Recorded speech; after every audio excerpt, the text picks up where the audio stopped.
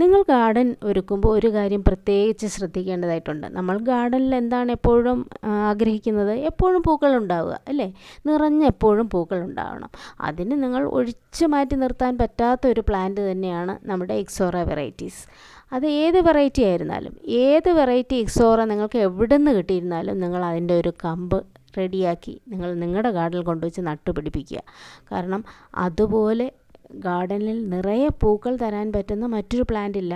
അത് നമുക്ക് നട്ട് വളർത്താനും പ്രയാസമില്ല, അധികം വില കൊടുത്ത് വാങ്ങേണ്ടുന്ന പ്ലാന്റും അല്ല. നമുക്ക് എവിടുന്നെങ്കിലുമൊക്കെ അതിൻ്റെ കമ്പുകൾ കിട്ടും. അത്തരത്തിലുള്ള പല വെറൈറ്റികൾ നിങ്ങൾ കളക്ട് ചെയ്ത് നിങ്ങളുടെ ഗാർഡനിൽ നിങ്ങൾ മസ്റ്റായിട്ട് നടുക. അപ്പോൾ നമ്മുടെ ഗാർഡൻ എപ്പോഴും കളർ കൊണ്ട് നിറഞ്ഞിരിക്കും, പൂക്കൾ കൊണ്ട് നിറഞ്ഞിരിക്കും. പല കളറിൽ, ചുവപ്പ്, പിങ്ക്, യെല്ലോ, വൈറ്റ്, അങ്ങനെ പല പല പല വെറൈറ്റീസ് ഉണ്ട്.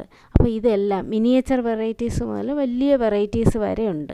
വലിയ കുറച്ച് ഷ്രബായിട്ട് വളരുന്ന വെറൈറ്റീസ് വരെയുണ്ട്. ഡ്വാർഫ് ടു ഒരു ഷ്രബ് ടൈപ്പ് വരെ ഉണ്ട്. അപ്പോൾ നിങ്ങളിതെല്ലാം ഏത് വെറൈറ്റി കിട്ടിയിരുന്നാലും നിങ്ങൾ കളയരുത്, വിടരുത്. അത് നിങ്ങളെല്ലാം കൊണ്ടുവന്ന് നട്ട് പിടിപ്പിച്ച് വളർത്തിയെടുത്ത് കുറച്ച് സമയം എടുക്കുമായിരിക്കും, എന്നാലും വേണ്ടില്ല, നിങ്ങളുടെ ഗാർഡനിൽ തെറ്റിപ്പൂക്കളുടെ ഒരു കളക്ഷൻ തന്നെ ഉണ്ടാക്കിയെടുക്കണം. ഞാനത് നിങ്ങൾക്ക് റെക്കമെൻഡ് ചെയ്യുന്ന എന്താണെന്ന് വെച്ച് കഴിഞ്ഞാൽ, ഗാർഡനിൽ എപ്പോഴും നമുക്ക് പൂക്കളുണ്ടാകും.